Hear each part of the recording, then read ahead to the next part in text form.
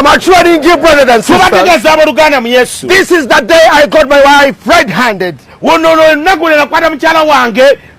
The second time they told me, I went straight where the lodge is.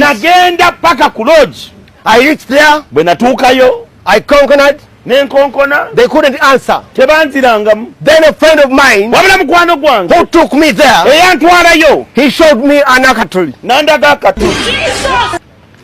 I had to link up small time and see what's going to happen inside. And I saw my wife. What?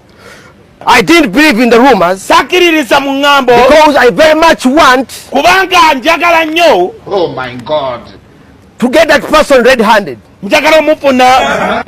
Red-handed. In the court, they will tell me to identify that man. And I saw the man